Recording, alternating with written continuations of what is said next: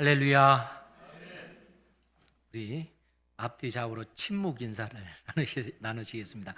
마음으로는 주님의 이름으로 환영합니다. 주님의 이름으로 환영합니다. 예레미야 선지자가 바벨론 땅으로 포로로 끌려간 이스라엘 백성들에게 편지를 써서 말하기를 너희들이 약속의 땅으로 돌아올 생각하지 말고 그 땅에 정착하면서 집도 짓고 시집가고 장가가서 자녀들도 낳고 그렇게 그 땅에 머물면서 살라라고 이야기합니다. 그러면서 무엇보다도 그 땅 바벨론이라고 하는 나라가 평안하기를 기도해야 된다라는 권면한 말씀을 바벨론 땅으로 포로로 끌려간 이스라엘 백성들에게 편지를 써서 권면을 합니다. 왜 바벨론 땅이 평안하기를 위해서 기도해야 되냐면 그 바벨론 땅이 평안해야만이 그 나라가 안정적으로 또 있어야만이 하나님의 백성 이스라엘이 그 땅에서 평안을 누릴 수 있기 때문에 그런 것이죠. 그러니까 오늘날 이 땅에 있는 교회가 특별히 나라와 민족 안에 있는 그 교회들이 자기가 속한 나라, 민족을 위해서 하나님 앞에 기도해야 되는 그런 이유는 그 땅 안에 있는 하나님의 그 백성들이 평안을 누리고 또 하나님께서 맡기신 그 복음 증거의 사명을 감당하기 위해서라 하는 것이죠. 그래도 우리나라 참 하나님께서 은혜 주셔서 속히 이 코로나19를 큰 어떤 그 위기를 넘어가게 하시고 안정적인 그러한 상황 가운데 되도록 그렇게 했습니다. 또 이제 단순히 어떤 코로나 위기뿐만 아니라 이제 이로 인한 어떤 경제적인 그러한 어려움이 지금 이제 가중될 수밖에 없는데 이러한 상황 속에서 교회도 그렇고 이 세상에 속한 사람들도 이 시련의 때, 이 고난의 때를 통과해야 되는 것이죠. 그런데 무엇보다도 믿음의 백성들은 이 시련의 때를 믿음으로 통과해 나가야 됩니다. 하나님의 약속의 말씀을 붙잡고 인내하면서 견뎌내면서 통과해 나가야 한다 하는 것이죠. 사실 우리가 그 한 달 전만 해도 많은 목사님들도 그렇고 또 우리 교회 장로님들도 이제 교회가 여러 가지 경제적인 그런 어려움 가운데 처할 것을 염려했습니다. 실제적으로 많은 교회에서 이제 헌금이 하나님 앞에 드려진 그 헌금이 영상 예배로 드려지다 보니까 그 헌금의 한 3분의 1, 또 많게는 2분의 1 정도가 줄어드는 그러한 상황이 됐습니다. 그러니까 이제 영상 예배를 드리는 그러한 한계 때문에 그런 것이죠. 그러다 보니까 이로 인한 어떤 그 염려가 많고, 사실 우리 교회 장로님들도 이러한 상황 속에서 우리가 선교사님들에게 선교 비를 보내는 그러한 일을 중단할 수밖에 없지 않냐 하는 그러한 염려를 하게 되었습니다. 그런데 되돌아보면 지난 4월 한 달 동안의 어떤 그 과정을 보면 제가 봤을 때는 그렇게 크게 선교비를 보내지 못할 정도의 어떤 그 재정이 아니고 오히려 그러한 어떤 위기 가운데 우리 장로님, 권사님, 또 안수 집사님, 서리 집사님들, 심지어 우리 성도님들 가운데서도 오히려 교회가 어려우니까 더 많이 헌금하시는 분들이 많이 계시고 더 열심으로 헌금하신 분들이 많더라고요. 그러니까 오히려 우리 교회 같은 경우 제가 봤을 때는 오히려 그 어렵지 않고 물론 빠듯하게 그렇게 늘상 살림들이 그렇게 재정부에서는 그렇게 하고 있지만 오히려 그 가운데서도 우리 성도들의 어떤 그 헌신으로 그러한 어떤 그 어려움을 극복해 나가는 그러한 모습들을 봤습니다.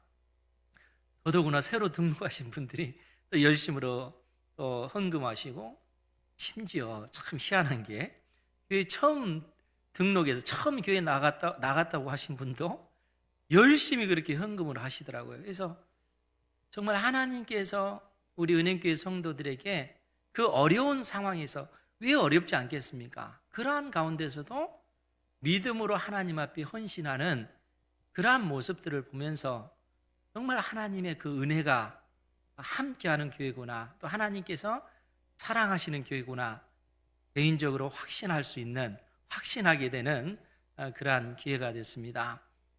하나님 앞에 믿음으로 그 어려움을 잘 극복해 나가시는 여러분들 되시기 바랍니다. 이 고난의 때, 어려운 시기지만 믿음으로 하나님 앞에 기도하고 또 하나님께서 은혜 주시기를 구하면서 나아가면은 하나님께서 넉넉히 이길 수 있는 힘과 능력을 주실 줄 믿습니다. 오늘 우리가 소아시아 7교회 6번째로 빌라델피아 그 교회를 보게 되는데, 우리 주님께서 이 땅의 교회들, 이 땅에 우리 주님께서 재림하시기 전까지 이 세상 속에서 교회는 어떠한 교회가 되어야 되는가 하는 그런 말씀을 오늘 빌라델피아 교회를 통해서 우리에게 내려주고 계십니다. 특별히 소아시아 7교회 중에 가장 책망이 없고 칭찬을 받는 교회가 이 빌라델피아 교회입니다. 그런데 우리가 그 역사적으로 그 기록들을 보면 이 빌라델피아라고 하는 이란 지역이 큰 그러한 도시가 아니고 작은 도시고, 심지어 이 빌라델피아 이 지역에 있는 이 교회는 지극히 미약한 교회, 작은 어떤 성도들이 모이는 그러한 교회로 그렇게 추정이 되어집니다. 이 지역 자체가 이제 포도 있잖아요. 포도 농사를 주산지로 하고 있는 그러한 지역이고, 또 많은 유대인들이 이 지역에 거주했던 것으로 보여집니다. 오늘 우리 주님께서 이 빌라델피아 이 교회에 편지를 보내셔서 말씀을 내려주고 계시다는 것이죠. 오늘 요한계시록 3장 7절 말씀에 보면, 빌라델비아 교회의 사자에게 편지하라. 거룩하고 진실하사 다윗의 열쇠를 가지신 이, 즉 우리 주 예수님의 그 모습을 거룩하고 진실하사 다윗의 열쇠를 가지신 분으로 이처럼 예수님의 그 모습을 묘사하고 있습니다. 그러니까 거룩하다, 진실하다 하는 이 표현은, 이 거룩이라고 하는 이 단어는 사람에게 쓰는 그런 표현이 아니고 하나님의 그 성품을 드러낼 때, 우리 하나님께서 가지신 그 거룩한 그 속성, 성품을 드러내실 때 거룩이라고 하는 이 단어를 씁니다. 그러니까 예수님의 그 모습을 거룩하고 진실하사 이 표현을 쓴다는 것은 예수님은 바로 하나님이시다라는 그런 의미입니다. 더더구나 진실하다라고 하는 이 진실하다 하는 이 단어는 히브리 말로는 아멘. 여러분 아멘 이 단어를 알잖아요. 이 아멘이라고 하는 단어를 헬라어로 풀었을 때 진실하다 하는 똑같은 단어를 써서 이렇게 표현하고 있습니다. 즉 하나님께서 약속으로 주신 그 말씀은 반드시 신실하신 주님께서 이루신다라는 그러한 의미입니다. 즉 하나님이신 우리 주님께서, 즉 거룩하고 진실하사 다윗의 열쇠를 가지신 우리 주님께서는 반드시 약속하신 것을 이루시는 분이시다라는 말씀이다 하는 것이죠. 그런데 여기서 이제 우리가 또 의문을 품어야 되는 그러한 그 문구가 있는데, 다윗의 열쇠를 가지신 분, 다윗의 열쇠라고 하는 이 표현입니다. 여러분 다윗의 열쇠 어디에서 나올 것 같아요? 이 다윗의 열쇠라고 하는 이 단어는 이사야서 22장 22절에 나온 말씀입니다. 거기에 보면 제가 읽어드릴 테니까 잘 들으시기 바랍니다. 이사야서 22장 22절에 보면, 내가 또 다윗의 집의 열쇠를 그의 어깨에 두리니 그가 열면 닫을 자가 없겠고 닫으면 열 자가 없으리라. 즉 이 말씀은 어떤 상황 가운데 주어진 것이냐면 하나님께서 이사야 선지자를 통해서 히스기야 왕 당대에 이 셈나라고 하는 신하에게 이 말씀을 주시는 겁니다. 이 셈나라고 하는 이 신하는 어떤 사람이냐면 이때 당시 유다의 살림을 도맡아 하는 신하입니다. 그러니까 이때 당시는 북이스라엘과 남유다로 나눠진 그런 상태잖아요. 그런데 남유다의 그 전체적인 그 왕궁의 국고를 맡은 자, 왕궁의 그 모든 살림을 관리한 그 신하가 셈나라고 하는 그런 신하인 거죠. 그러니까 이러한 막강한 권한을 가지고 있기 때문에 이 사람의 어떤 그 기세가 그야말로 등등하죠. 엄청난 그런 권력을 이 사람은 가지고 있기 때문에 그런 것입니다. 그런데 문제는 이 신하가 이 국고를 맡은 자로서 유다를 위해서 그 권한을 쓰는 것이 아니라 정작 자기 자신의 영광을 위해서 그 권세를 사용하고 있다는 거예요. 심지어 자기가 죽을 것을 미리 알고 자기의 어떤 그 무덤을 미리 조성을 하는 거예요. 그야말로 호화롭게 그 자기의 어떤 그 무덤을 조성한 그러한 어떤 일들이 있는데, 이러한 일로 인해서 하나님께서 이사야 선지자를 이 셈나라고 하는 신하에게 보내시는 거예요.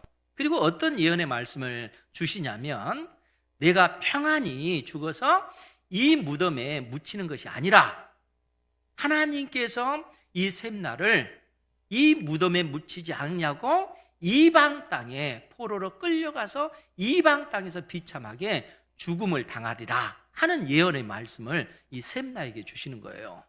왜냐하면 히스기야 당대에 어떤 일이 벌어진 것입니까? 아수르에 의해서 북이스라엘이 멸망당할 때가 히스기야 왕 때입니다. 그러니까 이 아수르에 의해서 남유다까지 위험한 상황인데 정작 이 왕국, 이 국고를 맡은 이 신하는 나라를 위해서 그 권세를 사용하지 아니하고 자기의 어떤 영화를 위해서, 자기 자신의 어떤 그 영달을 위해서 그 권세를 사용하고 있기 때문에 하나님께서 그 신하를 치시는 거예요. 그리고 그 권세, 이 국고를 맡을 이 권세를 엘리야김이라고 하는 신하에게 맡기시는 거예요. 그러면서 그 신하에게 이 말씀을 주시는 거예요. 이사야서 22장 22절 말씀 다시 한번 제가 읽어드릴게요. 내가 또 다윗의 집의 열쇠를 그의 어깨에 두리니, 즉 엘리야김의 어깨에 두리니 그가 열면 닫을 자가 없겠고 닫으면 열 자가 없으리라. 그야말로 막강한 그 권세를 이 엘리야김이라고 하는 신하에게 하나님께서 맡기시겠다는 거예요. 그러면 여러분, 여기서 우리가 주목해야 될 것이 있는데 그것이 뭐냐면 다윗의 집의 열쇠가 의미하는 바가 뭔가 하는 거예요. 다윗의 집, 다윗의 집이라고 하는 것은 하나님께서 다윗에게 약속하신 그 나라를 의미합니다. 하나님께서 다윗에게 그 다윗의 후손으로 이 땅에 메시아 그리스도가 오실 것이고 그 그리스도를 통해서 이 땅에 하나님의 나라, 이 땅에 있는 그 이스라엘, 눈에 보이는 이스라엘이 아니라 이 이스라엘은 그림자고 이 다윗의 집의 그 진정한 실체인 하나님의 나라, 즉 천국의 그 열쇠를 메시아 그리스도에게 맡기시겠다 하는 약속을 하나님께서 다윗에게 해주셨다는 거예요. 그러니까 다윗의 집은, 다윗의 집의 그 실체는 이 땅에 임할 하나님의 나라, 천국을 의미하는 것이고 그 천국 열쇠를 누가 가지고 계신가 하면 우리 주 예수 그리스도 메시아께서 그 천국 열쇠를 가지신 분이시다라고 얘기하는 거예요. 그래서 오늘 사도 요한은 빌라델비아 교회에게 주신 말씀을 통해서 오늘 7절 말씀 다시 보면 빌라델비아 교회의 사자에게 편지하라. 거룩하고 진실하사 다윗의 열쇠를 가지신 이 곧 열면 닫을 사람이 없고 닫으면 열 사람이 없는 그가 이르시되, 천국 열쇠를 가지신 우리 주님의 그 모습을 열면 닫을 사람이 없고 닫으면 열 사람이 없는 분으로 그처럼 묘사를 하고 있다는 거예요. 그러면 여러분, 열면 닫을 사람이 없고 닫으면 열 사람이 없는 이 표현이 어떤 의미일까요? 예수님만이 열 수 있고 예수님만이 닫을 수 있는 그 천국 열쇠를 주님께서 가지고 계시다는 거예요. 그럼 왜 다른 사람은 아니고 오직 예수님만이 열 수 있고 예수님만이 닫을 수 있는 그 천국 열쇠를 예수님께서 가지고 계시는 것입니까? 다른 사람은 없어요. 오직 예수님만이 그 천국 열쇠를 가지고 계시다는 거예요. 왜냐하면 우리 주님께서 사망 권세를 이기시고 부활하셨기 때문에 그런 것입니다. 지난주에도 말씀을 드렸다시피 마태복음 그 16장 16절에 보면 시몬 베드로가 주님께 그 고백을 하잖아요. 너희들은 나를 누구라 하느냐? 라고 했을 때 시몬 베드로가 주는 그리스도시요 살아계신 하나님의 아들이십니다. 예수님께서 택한 백성들의 모든 죄 때문에 십자가에 못 박혀 죽으시고 죽음의 권세를 이기시고 부활하신 하나님의 아들이십니다. 이 믿음의 고백을 했다는 거예요. 그러자 우리 주님께서 이 신앙 고백의 터 위에 내 교회를 세우리니 음부의 권세가 이기지 못하리라. 죽음의 권세가 이기지 못하리라는 거예요. 왜냐하면 우리 주님께서 사망 권세를 이기시고 부활하셨기 때문에, 그래서 예수 그리스도를 믿는 모든 자는 예수 그리스도 안에 있기 때문에 예수님과 함께 십자가에 못 박혀 죽으셨고 예수님과 함께 우리가 부활했기 때문에 더 이상 사망이 왕노릇하지 못한다는 거예요. 예수님을 믿는 하나님의 자녀들은 사망 권세에서 자유롭게 된 줄 믿으시기 바랍니다. 그렇기 때문에 요한계시록 1장 18절에서도 예수님께서 뭐라고 말씀하시냐면, 예수님께서 나는 처음이요 마지막이니 이렇게 말씀하고 나서 요한계시록 1장 18절에 곧 살아있는 자라 내가 전에 죽었었노라 볼지어다 이제 세세토록 살아있어 사망과 음부의 열쇠를 가졌노니. 그래서 우리 주님께서는 사망 권세를 이기시고 부활하셨기 때문에 사망과 음부의 열쇠를 가지신 분이라는 거예요. 즉 사망 권세를 깨뜨리시고 부활하셨기 때문에 더 이상 사망이 왕노릇할 수 없도록 우리 주님께서 만드셨다는 거예요. 그것이 천국 열쇠의 의미라는 거예요. 그러니까 우리 주 예수 그리스도를 믿는 하나님의 그 자녀들은 더 이상 사망이 왕노릇하지 못합니다. 이 세상 사람들은 죽음이 왕노릇해요. 이 세상 사람 죽음이 왕노릇하기 때문에 이 세상 사람들은 이 땅에서 죽는 즉시 영원한 지옥에 던져지게 되는 겁니다. 그런데 예수님을 믿는 사람들은 우리 안에 영원한 생명이 있기 때문에 죽는 것은 사망이 왕노릇해서 우리가 죽는 것이 아니에요. 우리는 부활의 몸, 새로운 이 낡은 육체를 벗어버리고 부활의 새로운 몸을 입기 위해서 죽음의 그 과정을 통과하는 거예요. 우리 안에 영원한 생명이 있기 때문에, 그래서 우리는 이 낡은 육체를 벗었을 때는 어디에 가냐면 영원한 하나님의 나라 천국으로 가게 되는 겁니다. 사망 권세가 깨뜨려졌기 때문에 그런 것입니다. 우리 주님께서 천국 열쇠를 가지셨기 때문에 그런 것입니다. 그러니까 오직 우리 주님만이 열 수 있고 오직 우리 주님만이 닫을 수 있는 분이다 하는 것입니다. 그래서 우리 주님께서 오늘 그 말씀을 보면 다시 보면 7절 하반절에 곧 열면 닫을 사람이 없고 닫으면 열 사람이 없는 그가 이르시되, 우리 8절 말씀 같이 한번 볼게요. 시작. 볼지어다 내가 내 앞에 열린 문을 두었으되 능히 닫을 사람이 없으리라. 내가 내 행위를 아노니 내가 작은 능력을 가지고서도 내 말을 지키며 내 이름을 배반하지 아니하였도다. 아멘.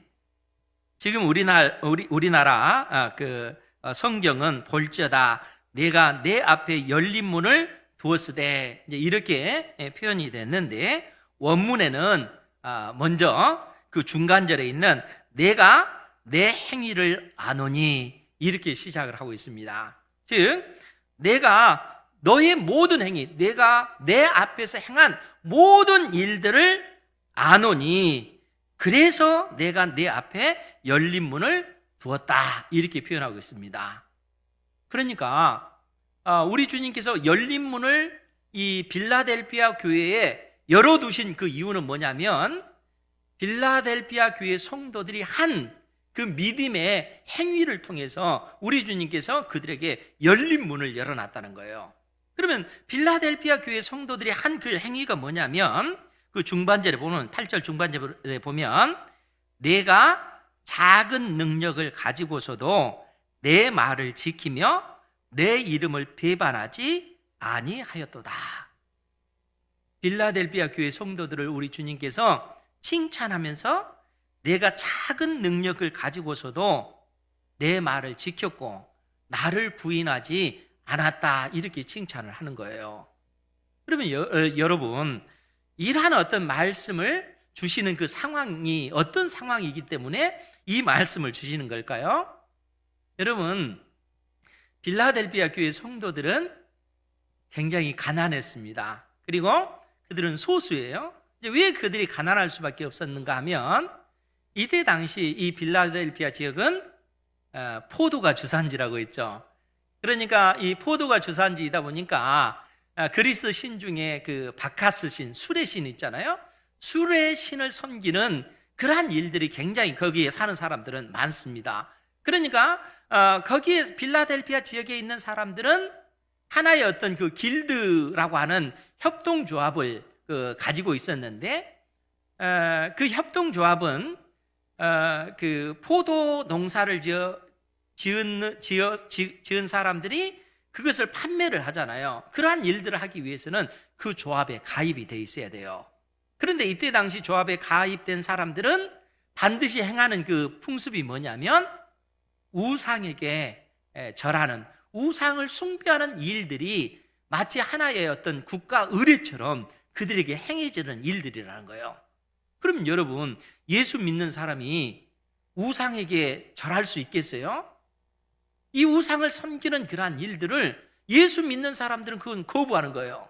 이 세상 속에서 살아가지만 내가 많은 돈을 벌기보다는 내가 우상을 거부하고 오직 예수님만 믿는 그 신앙 때문에 이 땅에서 잘 사는 것을 포기하고 오히려 가난한 삶을 살아가는 거예요. 여러분, 말이 쉽지 그 일이 쉽습니까? 먹고 사는 문제잖아요. 이러한 문제로 인해서 굉장히 어려울 수밖에 없는데, 그 빌라델피아 교회 성도들은 그들의 신앙을 지키기 위해서, 예수님을 부인하지 않기 위해서 오히려 그 현실적인 그러한 삶 속에서 그들과 타협하지 아니하고 우상을 섬기는 그러한 일을 배격하고 하나님의 말씀을 지키고 신앙을 지키면서 오히려 가난한 삶을 그들이 선택했다는 거예요. 우리 주님께서 그러한 그들의 그 믿음을 칭찬하고 계시는 것입니다. 여러분, 경제적으로 어려울 때 또 하나님 앞에 나와서 헌금을 한다는 것이 그게 쉬운 문제가 아니잖아요. 이제 믿음으로 물론 우리가 드리지만은 우리가 교회가 어려운 상황이다 하는 것이 그냥 드러나니까 성도들 가운데 힘써서 그 이전에 했던 그런 어떤 헌금 생활보다 더 이상의 힘써서 헌금하시는 그러한 분들이 계시잖아요. 그러한 분들 때문에 우리 은행교회 소망이 있는 거 아닙니까? 그러니까 하나님께서 그러한 어떤 그 중심을 살펴보시는 거예요. 환난의 때에 오히려 우리 속에 있는 그 믿음을 보시고 칭찬하시는 것이죠. 빌라델피아 교회 성도들의 그 믿음을 보시고 우리 주님께서 칭찬하시면서 하신 말씀이 내가 내 행위를 안다라고 이렇게 선언하는 거예요. 그래서 내가 내 앞에 열린 문을 두었다라고 얘기하는 거예요. 여러분, 열린 문을 두었다라는 이 표현이 어떤 의미일까요? 열린 문을 두었다. 골로새서 4장 3절에 보면 그 내용이 있습니다. 이 골로새서는 사도 요한이 로마 감옥에서 이 골로새 교회 성도들에게 편지를 보낸 글이에요. 그러면서 바울 사도가 나를 위해서 기도해달라라고 요청하면서 주신 말씀인데, 골로새서 4장 3절 말씀에 보면 제가 읽어드릴 테니까 잘 들으시기 바랍니다. 또한 우리를 위하여 기도하되 하나님이 전도할 문을 우리에게 열어주사 그리스도의 비밀을 말하게 하시기를 구하라. 내가 이 일 때문에 매임을 당하였노라. 지금 바울 사도가 왜 감옥에 갇혔다고요? 복음을 전하는 일 때문에 감옥에 갇혔다는 거예요. 그런데 바울 사도가 골로새 교회 성도들에게 너희들은 나를 위해서 기도해달라, 내가 속히 이 감옥에서 빠져나올 수 있도록, 벗어날 수 있도록 나를 위해서 기도해달라, 이렇게 기도하지 않고, 이렇게 요청하지 않고 하나님께서 전도의 문을 열어주사 복음이 증거되어질 때마다 그 복음을 듣고 구원받는 무리들이 날로 더해질 수 있도록 너희들이 나를 위해서 기도해달라, 이렇게 요청하고 있는 거예요. 여러분, 위대한 바울 사도가 복음을 전하면 그 복음을 듣는 사람들이 어떻게 되겠어요? 그 복음을 듣고 막 변화되어서 하나님 앞에 나오는 것이 지극히 정상적인 일 같은데, 그렇게 복음의 능력이 나타나는 것이 아니라는 거예요. 아무리 탁월한 사람이 복음을 전한다 할지라도 하나님께서 그 사람, 듣는 사람들의 마음의 문을 열어주지 아니하면 그 사람이 구원받을 수 없다는 겁니다.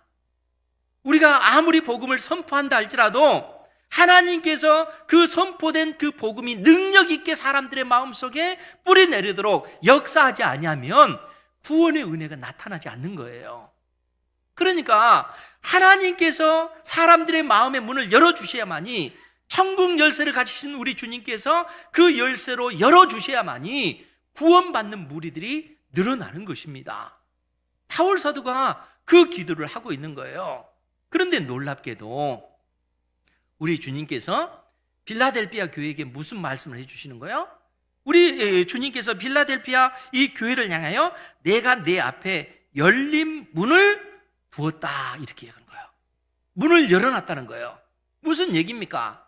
빌라델비아 교회 성도들이 그들이 가지고 있는 그들이 작은 능력이라 할지라도 하나님의 약속의 말씀을 의지하여 지켜 행하고 그 천국 복음을 증거할 때 하나님께서 그 말씀을 통해서 역사하시고 그 말씀을 듣는 이들이 하나님 앞에 구원받아 하나님 앞에 은혜를 입을 수 있도록, 영원한 생명을 누릴 수 있도록 하나님께서 빌라델비아 교회에게 그 열린 문을 열어두셨다는 거예요. 놀랍지 않습니까? 하나님께서 이러한 어떤 천국 열쇠를 지금 빌라델비아 교회의 성도들에게 주시는 겁니다. 하나님께서 빌라델비아 교회 성도들이 그들이 가지고 있는 작은 능력이라 할지라도 하나님 앞에 충성되이 헌신하며 충성하는 그 중심을 보시고 이런 놀라운 은혜를 베풀어 주시는 것이죠. 그러니까 어떤 일들이 벌어집니까? 9절 말씀을 볼까요? 9절 말씀에 보면 보라, 사탄의 회당 곧 자칭 유대인이라 하나 그렇지 아니하고 거짓말하는 자들 중에서 몇을 내게 주어 그들로 와서 내 발 앞에 절하게 하고 내가 너를 사랑하는 줄을 알게 하리라. 보라, 사탄의 회당 곧 자칭 유대인이라 하나 그렇지 아니하는 자들. 여러분, 이 빌라델비아 지역은 유대인들이 많이 살았다고 했잖아요. 그들 가운데 예수님을 믿지 않는 사람들이 굉장히 많습니다. 그 사람들은 예수 믿는 사람들을 굉장히 많이 핍박을 하죠. 그런데 심지어 예수님을 믿는 사람들 가운데서도 잘못된, 거짓된 가르침을 가지고 있는 사람들이 있다는 거예요. 그 사람들이 주장하기를 우리가 어떻게 하면 영생을 얻느냐, 어떻게 하면 구원을 받느냐, 우리가 구원받기 위해서는 예수님을 믿을 뿐만 아니라 구약의 율법대로 할례를 행해야 될 것이고 정결한 음식, 레위기에 있는 그 정결한 음식, 그 법을 지키면서 음식을 먹어야 될 것이고 또한 절기를 지켜 행할 때 우리가 구원받는다, 이렇게 잘못된 가르침을 가르치는 사람들이 있었다는 거예요. 여러분, 우리가 영생을 얻는 유일한 그 길이 뭡니까? 오직 예수 그리스도를 믿는 것입니다. 예수님께서 나의 죄 때문에, 나의 허물 때문에 십자가에 못 박히신 하나님의 아들이신 것을 믿고 주님께서 이제는 내 인생의 주인이 되어 주십시오 라고 요청할 때 그 사람에게 하나님께서 구원의 은혜를 베풀어 주시는 거예요. 우리가 구원받기 위해서 예수님을 믿을 뿐만 아니라 선한 일을 행해야만이 구원을 얻느냐 하면 그게 아니라는 거예요. 오직 예수 그리스도를 믿음으로 말미암아 구원을 받는 것이고, 구원받은 믿음의 백성들은 그 은혜에 힘입어 이 땅에서 선을 행하는 삶을 살아가는 것이죠. 주님께서 우리에게 이러한 어떤 그 놀라운 그 복음의 그 은혜를 베풀어 주셨다는 거예요. 그런데 지금 하나님께서 이 빌라델비아 그 교회의 성도들, 이 사단의 그 회당, 곧 자칭 유대인이라 하는 이 사람들이 빌라델비아 교회 그 연약한 성도들, 그 성도들을 핍박하고 조롱하고 멸시하는 일들이 비일비재하게 나타났다는 거예요. 이러할 때 그 성도들이 얼마나 힘들었겠습니까? 경제적으로 힘들 뿐만 아니라 사회적으로도 굉장한 그런 압박을 당할 수밖에 없는 그러한 상황인 것이죠. 그런데 우리 주님께서 내가 너희들을 사랑한다 하는 것을 너희들에게 명확하게 보여주겠다. 왜냐하면 내가 너희에게 열린 문을 열어두었다 라고 말씀하시면서 주신 말씀이 뭐냐면, 그들 중 유대인들 중에 몇을 내게 주어 그들로 와서 내 발 앞에 절하게 하고. 무슨 얘기입니까? 핍박했던 그 유대인들이 빌라델비아 교회 성도들에게 와서 우리가 잘못했습니다, 우리가 잘못 알고 있었습니다, 당신들을 핍박했던 이 죄를 용서해 주십시오, 나도 예수님을 믿고 하나님의 구원받은 백성으로 살고 싶습니다, 나를 당신의 형제로 받아주십시오, 이렇게 요청하는 일들이 발생할 거라는 거예요. 핍박했던 그 무리들이 이러한 일들을 통해서 내가 너를 사랑하는 줄을 알게 하리라, 우리 주님께서 이 말씀을 주시는 거예요. 그런데 여러분, 이 말씀은 하나님께서 이미 선지자를 통해서 예언하신 말씀입니다. 여러분, 이사야서 60장 14절 말씀에 보면 어떤 내용이 있냐면, 하나님의 택한 백성 이스라엘이 이방 사람들에게, 이방인들에게 엄청나게 많이 핍박을 당하잖아요. 때에 따라 멸망당해서 이방 땅에 포로로 끌려간 어떤 그러한 삶을 살았으니까 그 이스라엘 백성들이 얼마나 고통 가운데 산 겁니까? 그런데 그처럼 핍박했던 이방인들이 이 이스라엘 백성들에게, 유대인들에게 와서 우리도 당신이 믿는 하나님을 믿겠습니다, 이렇게 고백하는 일이 벌어질 거라는 거예요. 그 말씀을 이사야 선지자가 예언해 놨습니다. 제가 읽어드릴게요. 이사야서 60장 14절 말씀입니다. 거기에 보면, 너를 괴롭히던 자의 자손이, 즉 이방인들이 몸을 굽혀 내게 나오며, 너를 멸시하던 모든 자가, 모든 이방인들이 내 발 아래에 엎드려 너를 일컬어 여호와의 성읍이라, 이스라엘의 거룩한 이의 시온이라 하리라. 이방인들이 유대인들에게 와서 결국 우리가 당신들에게 죄를 범했습니다, 우리의 죄를 용서해 주십시오, 우리들도 당신이 믿는 하나님을 믿겠습니다, 우리를 형제로 받아주십시오 라고 이방인들이 유대인들에게 요청을 하는 거예요. 이 일을 통해서 유대인들이 무엇을 깨닫는 거예요? 하나님께서 우리를 얼마나 사랑하시는가 하는 사실을 깨닫게 될 거라는 거예요. 이 말씀을 사용해서 오늘 사도 요한이 이 빌라델비아 교회 성도들에게 지금 이 말씀을 주시는 거예요. 그러니까 너희들을 핍박하는 그 유대인들 몇 사람을 내게 주어 그들로 와서 내 발 앞에 절하게 하고 내가 너를 사랑하는 줄을 알게 하리라. 하나님께서 빌라델비아 교회 성도들을 얼마만큼 많이 사랑하시는지 너희들은 그 사건을 통해서 경험하게 될 것이다 라고 말씀해 주고 있는 것입니다. 사랑하는 성도 여러분, 우리 은행교회가 빌라델비아 교회처럼 그러한 교회가 되기를 주님의 이름으로 축원드립니다.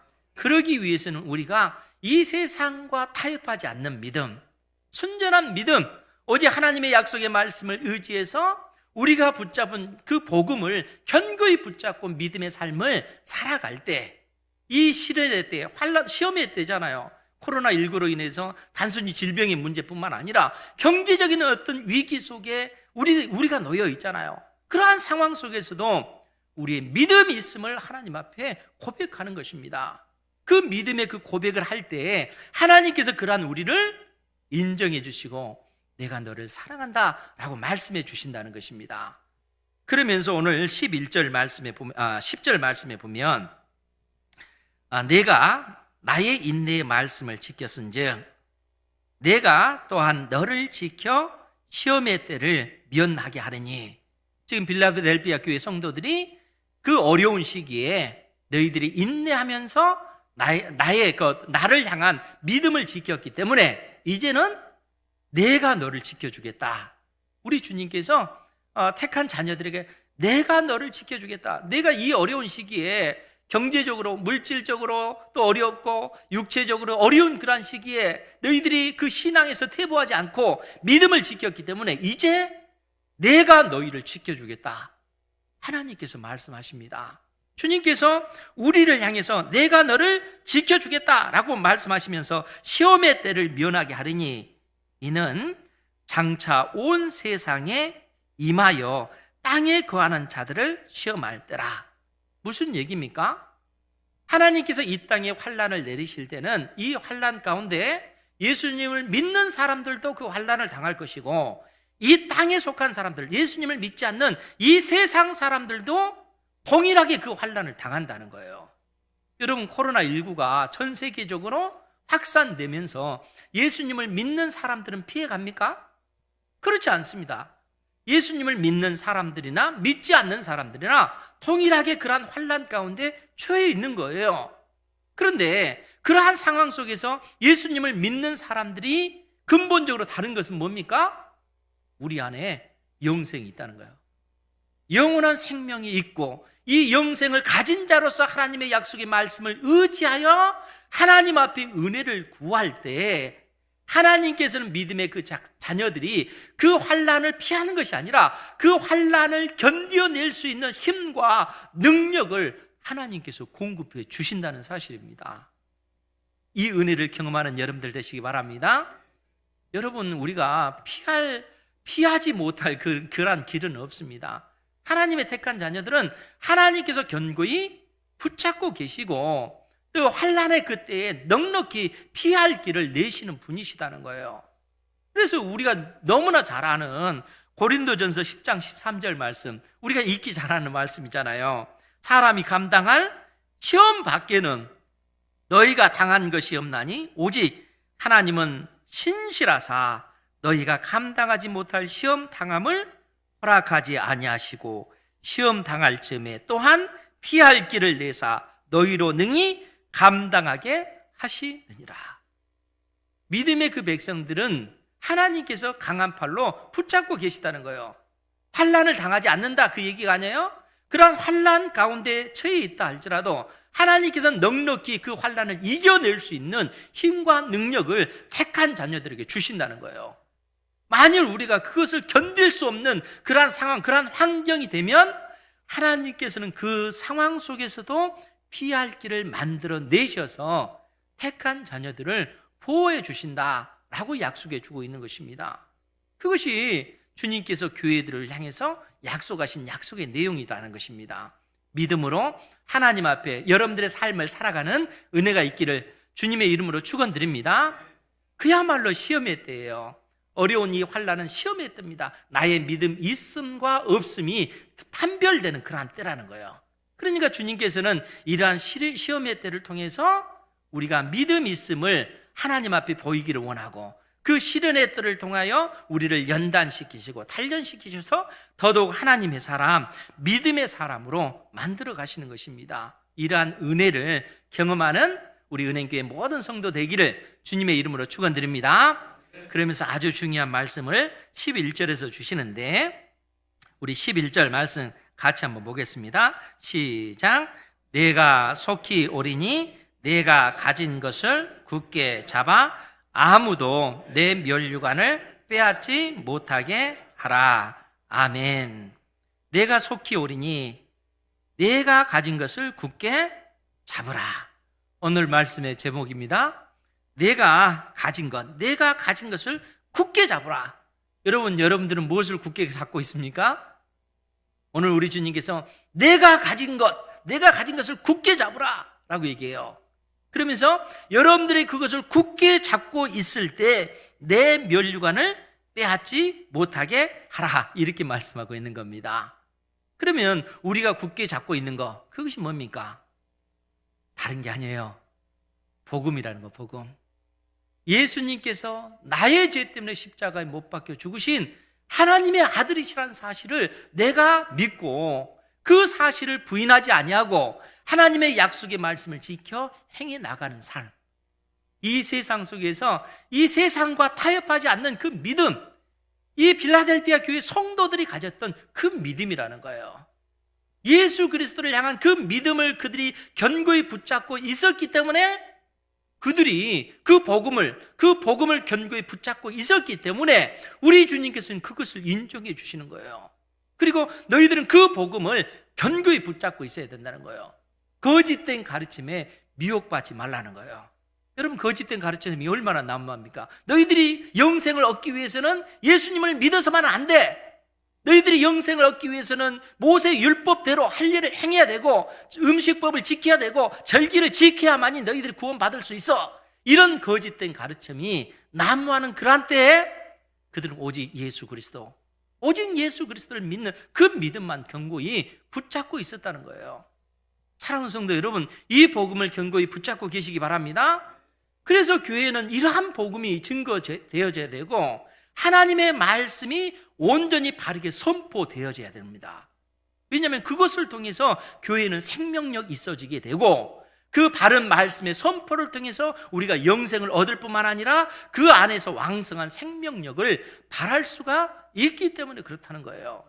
그래서 우리 주님께서 빌라델피아 교회 성도들에게 너희들이 붙잡고 있는 이 복음, 그 복음을 굳건히 견고히 붙잡고 있으라 라고 말합니다. 그러면서 무슨 얘기를 하시냐면 아무도 내 면류관을 빼앗지 못하게 하라. 여기서 면류관은 영생입니다. 천국에 들어갈 수 있는 그 자격인 영원한 생명이라는 거예요. 그러니까 아무도 내 그 면류관, 영원한 생명을 빼앗지 못하게 하라. 무슨 얘기입니까? 여러분, 영생은 누가 주시는 겁니까? 영생은 누가 주셔요? 우리 주님께서 주시잖아요. 하나님께서 우리에게 영원한 생명을 주십니다. 우리 하나님 외에는 이 영원한 생명을 주실 분이 없다는 거예요. 우리 주님만이 영원한 생명을 주십니다. 그런데 오늘 주님께서는 아무도 내 면류관을 빼앗지 못하게 하라. 지금 빌라델피아 교회에게 이 말씀을 주시는 거예요. 무슨 얘기입니까? 빌라델피아 교회에게 주신 이 영생, 영원한 그 생명, 어떻게 빌라델피아 교회가 이 영생을 붙잡고 있는 겁니까? 하나님의 말씀을 바로 선포할 때 이 영원한 그 생명이 그 말씀을 듣는 이들에게 증거되어지는 거예요. 교회가 이 세상과 다른 것은 하나님께서 이 교회를 통해서 영원한 생명을 온 세상에 주기 때문에 그런 것입니다. 그러니까 교회는 이 세상과 근본적으로 다른 것이에요. 교회만이 음부의 권세가 이기지 못하는 곳이기 때문에 그렇다는 거예요. 그러니까 우리 주님께서는 빌라델피아 이 교회를 향해서 아무도 내 면류관, 이 영생을 빼앗지 못하게 하라. 너에게 맡긴 이 사명을 네가 감당할 수 있도록 너희들이 감당해야 된다 하는 것입니다. 만일 교회가 교회 이름, 교회 건물을 가지고 있지만 온전한 하나님의 말씀이 선포되지 못하고 복음이 증거되지 못하면 그것은 그 교회로서 그 가장 중요한 그 기능을 상실하게 되는 것입니다. 겉모습만 교회지 그는 사단의 회당과 똑같다는 거예요. 우리 주님께서 그러한 경고를 이 땅의 교회들에게 주시는 것입니다. 사랑하는 성도 여러분, 우리 은행교회는 어떻습니까? 우리 은행교회 하나님의 그 말씀이 바로 선포돼야 되고 그 복음의 그 능력이 드러나야 된다는 거예요.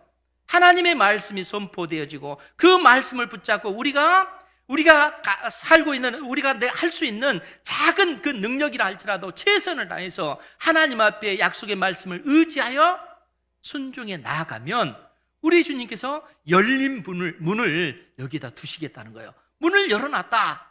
너희들의 행위를 통해서, 너희들이 증거한 이 복음을 통해서 수많은 죽어가는 사람들, 심지어 너희들을 핍박했던 유대인이라 할지라도 그들이 우리도 받아주십시오.